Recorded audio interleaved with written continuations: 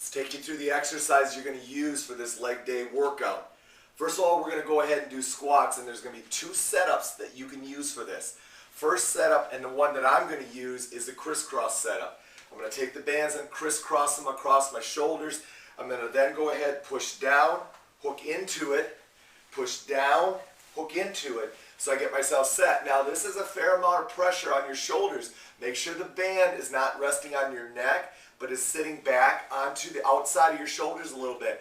Wider bands are going to be much more comfortable, but obviously wider is bigger, so that means you got to load up a little bit.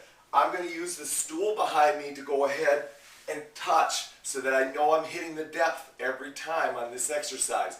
So again, just simple squats. I'm going to use my hands, bring them up, back down. I like making sure my hands are involved. If you want to just cross them, perfectly fine. Let me show you another option you can use if you don't want to use the crossover setup.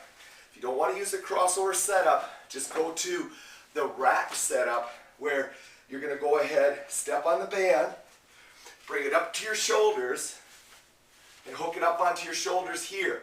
Now you can go ahead and do squats in that fashion. Alright? When you're done, just drop down and let it come off your shoulders. So there's your squat exercises. Next exercise is going to go ahead and be lateral lunges. And we're going to do this both right and left. So what we're going to do is we're going to use, as you can see, we're going to use a horizontal vector attachment. I got my link strap hooking my medium bands together. You use the size of bands you want. I'm going to take myself out here. Now I got to make sure that I have good tension on the band so it's pulling me here and I can go ahead and do my lateral lunges. So again, I want to use my arms to be involved. So as I go into my lateral lunge, I'm coming up, I'm reaching down. The reaching down is going to do two things. Number one, it's going to get your arms working with the rest of your body so you can become much more integrated. That's that athleticism we talk about. The second thing it's going to do is it's going to make you have to bend through your hips and knees. So you're not just bending at your waist. Lateral lunges, you're going to do it right, and then you're going to go ahead and turn yourself around and you're going to hit a lateral lunge. Alright? Make sure you hit both ways, make sure you alternate directions on each set. Final exercise in this workout is going to be split squats using a horizontal vector.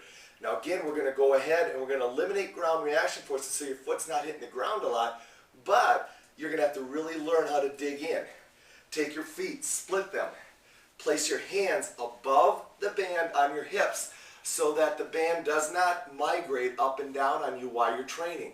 Simple split squat, you want to go straight down. Notice my knee bends, knee bends here. So I'm essentially forming a square that allows me to go ahead and keep my knees in position. You're going to have great flexibility through your back thigh in order to do this exercise. Dig your front heel in, dig your back toe in, get your balance and work on your control. Hands here, drop down, back up. Simple split squat. When you alternate sides, don't step all the way in. Just switch your feet, position yourself, and get ready for the next set.